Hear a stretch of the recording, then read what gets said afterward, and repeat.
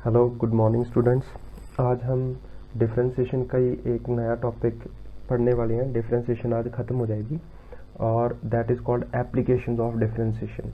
इसकी एप्लीकेशंस हम यूज़ कहाँ पे करते हैं डिफरेंशिएशन को, ठीक है। तो आज का टॉपिक का नाम है applications of differentiation. Applications of differentiation, applications of differentiation, ठीक है। अच्छा, पहली चीज़ पहला क्वेश्चन से ही हम स्टार्ट करते हैं। Suppose we have a circle. हमारे पास एक सर्कल है with radius r is equal to 2 metre. Let its radius is increasing at 2 metre per second, और उसका जो रेडियस है वो बढ़ता जा रहा है हर सेकंड में। मान लीजिए 2 मीटर बढ़ रहा है, ठीक है। मान लीजिए हमारे पास एक स्क्वायर है, ऐसे सर्कल है, और उसका इनिशियली रेडियस था 2 मीटर। हमने इसको गर्म कर दिया और ये फैल रहा है अब, ठीक है। और उसका जो रेडियस है वो 2 मीटर हर एक सेकंड में बढ़ रहा है। Find rate of change of area. Find rate of change of area. तो आपको ये बताना है कि भाई इसका एरिया हर एक सेकंड में कितना बढ़ता जाएगा, ठीक है। तो पहला क्वेश्चन मैं करता हूँ, फिर मैं आपको एक क्वेश्चन दूंगा, आप उसको खुद ट्राई करना। ये पहले देखिए कैसे का। मेरे को गिवन है radius is increasing at 2 metre per second. इसका मतलब है D R by D T मेरे को गिवन है, that is equal to 2 metre per second. यही चीज हुई ना। इसका मतलब क्या है? Rate of change of radius, ठीक है। या इसको हम बोल सकते हैं change in radius with respect to time. With respect to time, इस चीज को हम ये भी बोल सकते हैं कि टाइम के हिसाब से 2 मीटर हर एक सेकंड में बढ़ रहा है, ठीक है। तो आपको बताना है इसका एरिया सर्कल का। ओके, एरिया आता है मेरे पास पाई आर स्क्वायर।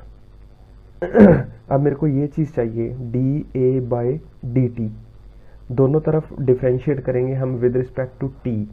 तो ये देखिए इधर तो टी है ही नहीं, तो मैं कैसे डिफ्रेंशिएट कर सकता हूँ टी से? इसको भी करने का मेथड होता है। आप आर को कीजिए टी के रिस्पेक्ट में, तो आर को डिफ्रेंशिएट करोगे तो ये आ जाएगा 2r, और फिर आर की दोबारा डिफ्रेंशिएशन करेंगे तो D R by D T. ऐसे लिखते हैं इसको, समझ आया?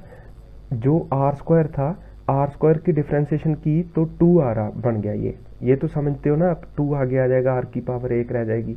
फिर जो r है, अगर तो मैं इसको एरिया को r के हिसाब से करता तो सिंपली 2r आ जाता, बट मैं इसको r के हिसाब से नहीं कर रहा, मतलब विद रिस्पेक्ट टू r नहीं कर रहा, मैं इसको विद रिस्पेक्ट टू t कर रहा हूँ। तो ये हो जाएगा D R by D T. तो अब देखिए पाई 2, r की वैल्यू कितनी गिवन है? इनिशियली कितनी थी? r की वैल्यू 2, तो यहाँ पे 2 लिख दो। और what is D R by D T? वो भी 2 है, तो दैट इज इक्वल टू 8 पाई। हर एक सेकंड में ये एरिया, इसके अगर मैं यूनिट देखूँ ना तो वो मीटर स्क्वायर नहीं आएगा, वो आएगा मीटर स्क्वायर पर सेकेंड, क्योंकि मैं विद रिस्पेक्ट टू टाइम ले रहा हूँ ना, D A by D T है। तो हर एक सेकंड में 8 पाई बढ़ रहा है एरिया। समझ आया? और देखिए हमारे पास मान लीजिए एक स्फीयर है। क्या है ये? स्फीयर। और इसका रेडियस है r is equal to 1 metre initially, ये सेकंड क्वेश्चन है।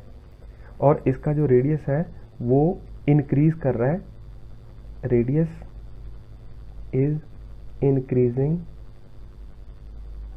Eight 2 metre per second. Find rate of change of volume. Rate of change in volume. तो बताइए कि इसकी वॉल्यूम कितनी बढ़ती जाएगी? आप स्क्रीन पॉज कीजिए, इसको खुद करने की कोशिश कीजिए और देखिए आपका आंसर मेरे से मैच होता है कि नहीं होता। बाद में मैं करूँगा इसका, आप बाद में सोल्यूशन देखना, मैं करता हूँ इसको। आप स्क्रीन पॉज कीजिए, खुद करने की कोशिश कीजिए इसको। अब देखो सोल्यूशन, मेरे को गिवन है रेडियस इसका इंक्रीज, इसका मतलब D R by D T given है मेरे को, तो वो कितना है मेरे पास 2 मीटर पर सेकेंड। ठीक है, तो वॉल्यूम कितनी होती है इसकी, वॉल्यूम होती है 4/3 पाई आर क्यूब। तो D V by D T is equal to 4/3 into pi, और ये आ जाएगा 3r² into D R by D T. देखो मैं फिर बता रहा हूँ, अगर मैं इसको r के साथ डिफ्रेंशिएट करता, अगर मैं ये चीज़ लिखता ना D V by D R, तो ये सिंपली आ जाता 4/3 पाई इंटू 3r², तो ये चीज़ आती। बट अब मैं D V by D R नहीं कर रहा, मैं D V by D T कर रहा हूँ। ठीक है, अगर ऐसे कन्फ्यूज़न होती है तो मैं आपको एक और मेथड से समझा सकता हूँ। देखो पहले तो इसको चलो सॉल्व कर लेते हैं। ये 3 ने 3 को मार लिया, 4 पाई आर की वैल्यू इनिशियली कितनी थी 1, तो 1² इंटू 2, तो कितना आ गया 8 पाई। ये आ गया मेरे पास 8 pi metre cube, 8 pi metre cube per second, ये आ गया। दूसरा मेथड इसको समझने का ये भी है कि देखिए मेरे पास है volume, volume is equal to 4 pi R cube, तो मेरे को D V by D R तो करना आता है। D V by D R आ गया मेरे पास 4/3 पाई 3r², और इसको मैं मल्टीप्लाई और डिवाइड कर लेता हूँ डी टी से। ये मैंने डिवाइड और मल्टीप्लाई कर दिया डी टी से। अब मैं डी टी को नीचे ले जाता हूँ और डी आर को ऊपर ले आता हूँ, तो ये चीज़ बन गई ना D V by D T into 4πr² D R by D T. तो इसको सॉल्व करोगे तो वापस यही आएगा। अब problem D V by D R क्यों नहीं कर रहा, मैं डी टी को क्यों बार बार लेके आ रहा हूँ, क्योंकि जो मेरी प्रॉब्लम है, क्वेश्चन है, उसमें ये चीज़ गिवन है that radius is increasing at 2 metre per second. वो मेरे को टाइम के साथ गिवन है, तो मेरी ये रिस्ट्रिक्शन है कि मेरे को टाइम के साथ ही इसको डिफ्रेंशिएट करना पड़ेगा, इसीलिए ये ऐसे कर सकते हैं हम। होप आपको समझ आएगा। जो इससे पहले वाला क्वेश्चन था उसको भी हम कर सकते हैं ऐसे। एरिया है मेरे पास πr², तो D A by D R तो आपको आता है, वो आ गया 2πr, ये आ गया। फिर मैंने डी टी से मल्टीप्लाई और डी टी से डिवाइड कर दिया, डी आर को ऊपर भेज दिया, इस डी टी को मैंने नीचे ले आया, तो D A by D T into 2πr D R by D T, वापस यही चीज़ बन गई। ये देखो यही चीज़ आ गई। ठीक है, तो प्रॉब्लम मेरी ये है कि मैं डी टी के साथ इसलिए कर रहा हूँ क्योंकि मेरे को क्वेश्चन में डी टी के साथ गिवन है ये चीज़ increasing at 2 metre per second, her second में 2 मीटर बढ़ रहा है, तो इसीलिए आपको डी टी के साथ डिफ्रेंशिएट करना पड़ेगा। ठीक है, ऐसे क्वेश्चन और आपकी असाइनमेंट में मिल जाएंगे, आप इनको करना। और आगे की एक और एप्लीकेशन है, वो देखो आप। नेक्स्ट एप्लीकेशन पे आते हैं। अगर नहीं समझ आया तो मेरे को अपने चैट बॉक्स में सेंड करना क्वेरी, आई विल सॉल्व। और देखो मैक्सिमा और minima, maxima and minima, maxima and minima, ये चीज़ ये आपको क्वेश्चंस मिलेंगे, ये इसके बारे में समझना है हमें। देखो मान लीजिए कि मेरे पास कोई भी फंक्शन है y is equal to 4x² plus 3x plus 2, कुछ ऐसे करके फंक्शन है, और मेरे को बोला गया कि आप भी इसको प्लॉट करो x और y पे। मान लीजिए मैंने इसको x और y पे प्लॉट कर लिया ऐसे, ये y एक्सिस ये x एक्सिस, मुझे नहीं पता कैसा ग्राफ बनेगा, सपोज ये कुछ ऐसा ग्राफ बन गया, ऐसे ग्राफ बन गया। अब मेरे को बोलें कि भाई आप यहाँ पे स्लोप बताइए कितना है, यहाँ पे इस पॉइंट पे स्लोप कितना है इस ग्राफ का, स्लोप। तो स्लोप को हम कैसे निकालते हैं, अगर इस पे आप स्लोप देखोगे तो स्लोप तो ये ढलान होगी ना, ढलान ये स्लोप। तो मैं क्या करूँगा, मैं यहाँ पे एक x लेता हूँ x1, और यहाँ पे एक x1 लेता हूँ, ये x2 ले लिया। ठीक है, तो इसको मैं एक हॉरिजॉन्टल लाइन से रिप्लेस करता हूँ। ये मेरे पास क्या चीज़ आ गई, ये इतनी लंबी, ये आ गई डेल्टा y, और ये चीज़ क्या आ गई, दिस इज डेल्टा x। तो स्लोप क्या होता है, स्लोप होता है मेरे पास tan थीटा, मैंने आपको बताया था, और tan थीटा क्या होता है, opposite side by adjacent side. तो ये आ जाएगा मेरे पास delta y by delta x। अब अगर मैं ऐसे करके स्लोप निकालूंगा ना, तो ये जो स्लोप आएगा वो एग्जैक्टली इस पॉइंट का स्लोप नहीं आएगा, वो तो मेरे को एंटायर ग्राफ का एवरेज स्लोप दे देगा। मेरे को चाहिए एग्जैक्टली इस पॉइंट P का स्लोप, ठीक है। तो अब आप इसको अच्छी तरह समझ सकते हो, जैसे हमने वो एवरेज स्पीड से इंस्टेंटेनियस स्पीड बनाई थी, वैसे ही हम एक एवरेज स्लोप से इंस्टेंटेनियस स्लोप या एक पर्टिकुलर पॉइंट का स्लोप बना सकते हैं। तो करना क्या है, करना है आपको, ये जो x है इसके जो इंटरवल है उसको मैं छोटा करता जाऊँगा ऐसे, ठीक है। अगर मैं ये इंटरवल चेंज कर दूँ, x की इंटरवल इतना ले लूँ मैं, ये, तो जो मेरे पास स्लोप आएगा वो ज़्यादा एक्यूरेट आएगा। अब मेरे पास जो y आ गया वो ये डेल्टा y है, और ये छोटा सा है जो वो डेल्टा x है ये, ठीक है। तो अब जो स्लोप है वो मेरे पास और एक्यूरेट आ जाएगा, ठीक है। अगर इससे भी ज़्यादा एक्यूरेट करना है हमें, तो हम इस डेल्टा x को और छोटा कर देंगे और डेल्टा y अपने आप वो छोटा हो जाएगा, ठीक है। तो अब इस चीज़ को आप अच्छी तरह समझ सकते हो कि अगर मैं ऐसे लिख दूं, limit delta x tends to 0 delta y by delta x है, that is equal to slope at point P। तो मेरे को P पॉइंट का स्लोप आ जाएगा। तो इस चीज़ को आप क्या लिख सकते हो, ये पूरे के पूरे को मैंने बताया था, ये आ जाएगा dy बाई dx है जो, that is equal to slope, ये आ जाएगा आपके पास स्लोप ऑफ अ पॉइंट, ये एक पर्टिकुलर पॉइंट का स्लोप आ जाएगा। होप आपको समझ आया होगा। मैं फिर समझा देता हूँ।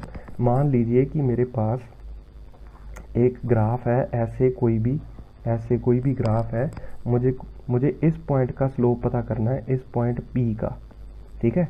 तो स्लोप पता करने के लिए मेरे पास फॉर्मूला है जो वो यही है कि मैं दो पॉइंट को चूज़ करता हूँ, x1 और x2, दो पॉइंट्स को चूज़ करता हूँ, इनके बीच का ये वाला डिस्टेंस है जो, इसको मैं डेल्टा x मान लेता हूँ, और ये चीज़ है जो, इसको मैं डेल्टा y मान लेता हूँ। और स्लोप मेरे पास क्या होता है, स्लोप मैंने आपको बताया था वो tan थीटा होता है, और tan थीटा क्या होता है, opposite side by adjacent side, और ये मेरे पास आ गया delta y by delta x। But ये जो स्लोप आएगा ये आपको एक पॉइंट का स्लोप नहीं देगा, ये तो इसका एक एवरेज स्लोप आ जाएगा यहाँ से लेके इस पॉइंट के बीच का। तो मेरे को एक पर्टिकुलर पॉइंट का स्लोप चाहिए, तो मैं क्या करूँगा, मैं डेल्टा x की जो इंटरवल है इसको मैं छोटा कर दूंगा, मैं ऐसे छोटा कर लेता हूँ x इंटरवल को।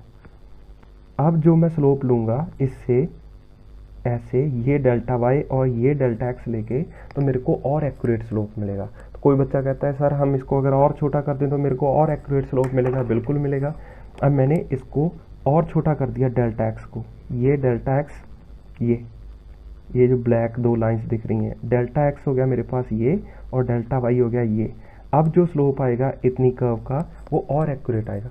ऐसे ही अगर मैं डेल्टा x को और छोटा करता जाऊं, इतना छोटा डेल्टा x को कर दूं कि इससे छोटा 0 होता है, तो जो स्लोप आपके पास आएगा वो पर्टिकुलर पॉइंट का स्लोप आएगा, ठीक है। तो इसीलिए हम इसको लिख सकते हैं दैट dy बाई dx, ये तो चीज़ जानते हो ना आप। अगर मैं ऐसे लिखता हूँ, limit delta x tends to 0 delta y by delta x, इसका मतलब है कि अगर x को मैं बहुत छोटा इंटरवल ले लूँ तो ये पूरी टर्म को मैं dy बाई dx लिख सकता हूँ, और ये चीज़ है क्या, स्लोप एट अ पॉइंट या स्लोप ऑफ अ पॉइंट। तो ये मेरे को क्या दे देगा, स्लोप ऑफ अ पॉइंट। इसका मतलब है कि dy बाई dx आपको एक पर्टिकुलर पॉइंट का स्लोप दे देता है, ठीक है। स्लोप समझते हो ना, ढलान, जैसे जैसे मान लीजिए ये इन्फिनिटी स्लोप कहलाता है और ये ज़ीरो स्लोप कहलाता है। जैसे जैसे ये पेन और खड़ा होता रहता है तो मेरा स्लोप बढ़ता रहता है, और यहाँ पे जाके ये मैक्सिमम स्लोप या इन्फिनिटी स्लोप बन जाता है, और ऐसे में अगर मैं नीचे आऊँगा तो स्लोप कम हो रहा है और ये 0 हो जाएगा, ठीक है। तो आपको ये जो पॉइंट है, ये अभी मैंने बताया, इसी चीज़ को अगर आप समझ गए तो आपको मैक्सिमम मिनिमा समझ आएगा। अब देखो मैक्सिमा मिनिमा क्या चीज़ है, मैक्सिमा एंड मिनिमा। सपोज मेरे पास कोई इक्वेशन है y, कोई भी फंक्शन है x का, जैसे मैंने ये लिखा था ना यहाँ पे y is equal to 4x, जैसे भी इक्वेशन है इसको मैं ऐसे भी लिख सकता हूँ, y is a function of x। यहाँ पे y है जो x का फंक्शन है ना, तो यहाँ पे मैंने एक जनरल इक्वेशन लिख दी, y is equal to fx का मतलब है फंक्शन ऑफ x, तो मान लीजिए मेरे को कोई भी इक्वेशन हो सकती है यहाँ पे गिवन, और उसका स्लोप है ना जो, वो स्लोप ऐसे आ गया,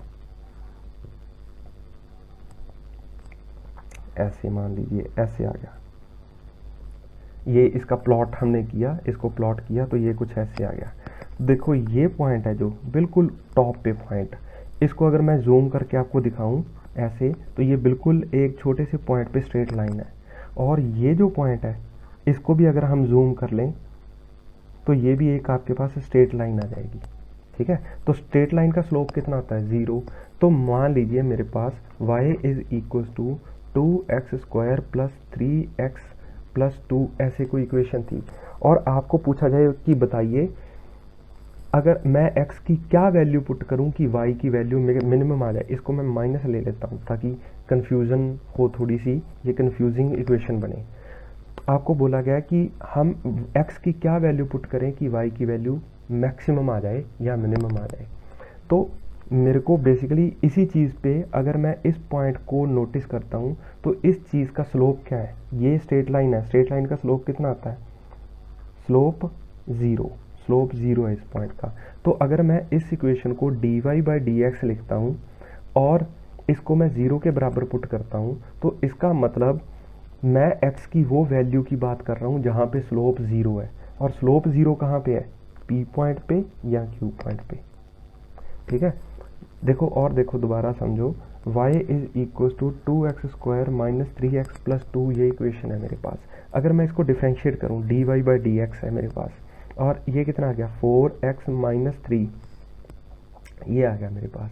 और अगर मैं इस चीज़ को 0 के बराबर पुट करता हूँ तो इसका मतलब क्या है कि मैं dy/dx 0 का मतलब है कि मैं उस पॉइंट को उस पॉइंट के बारे में बात कर रहा हूँ जिस पॉइंट पे स्लोप 0 है, और 0 स्लोप कहाँ पे है, या तो 0 स्लोप P पे है या तो 0 स्लोप Q पे है।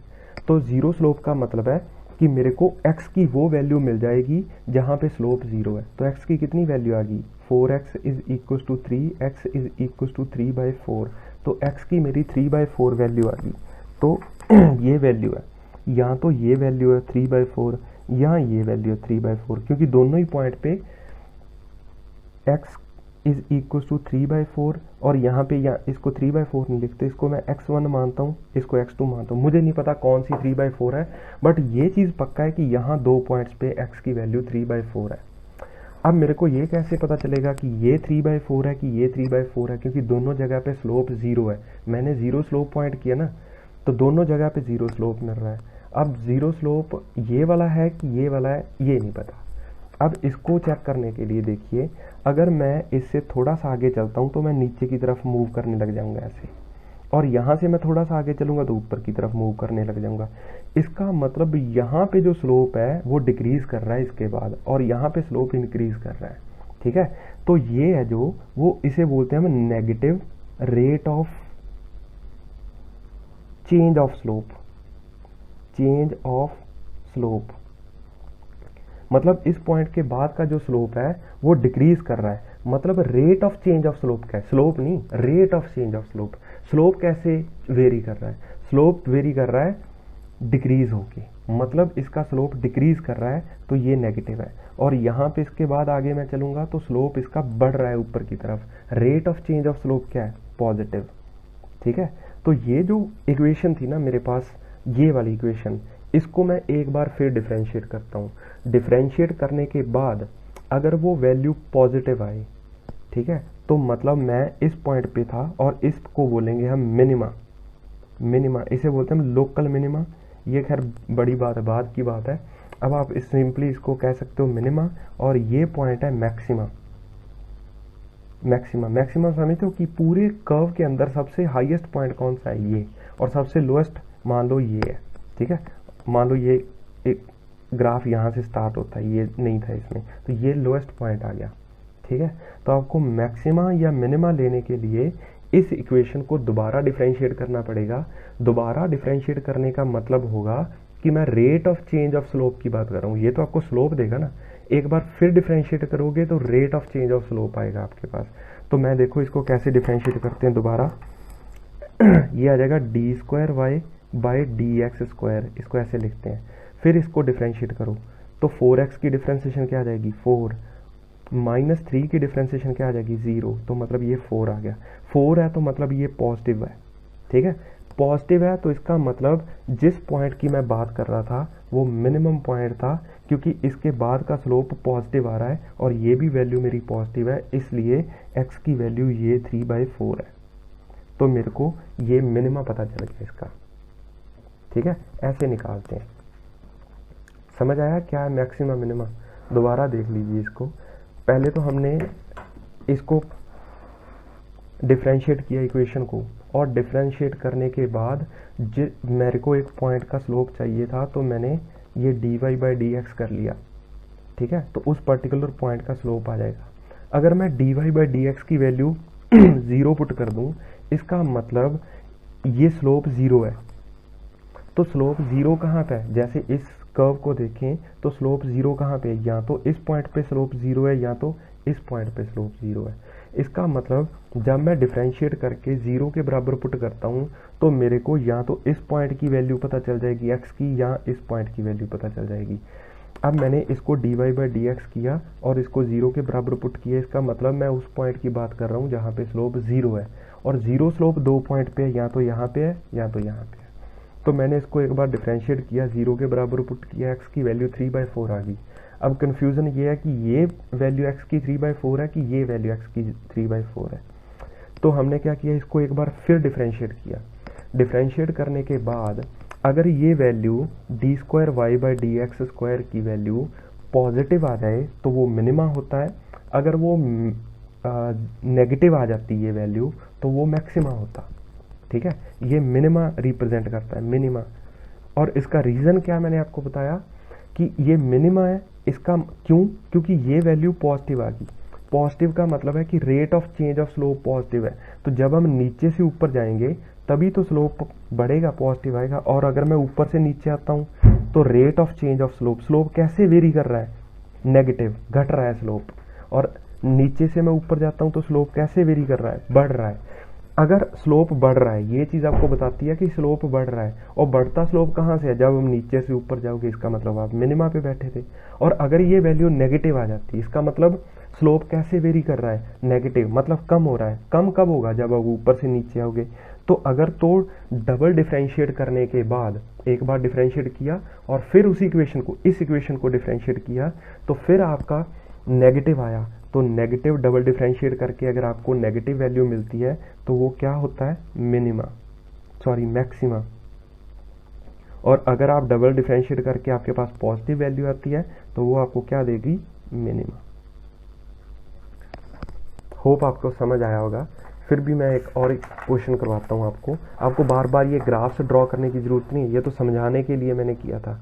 अगर कोई भी प्रॉब्लम होगी तो आप सिंपली अपने चैट बॉक्स में मेरे को वो प्रॉब्लम भेजिए, मैं आपको दोबारा से वो एक्सप्लेन करके वीडियो बना के सेंड कर दूंगा अगर आपको नहीं समझ आया तो।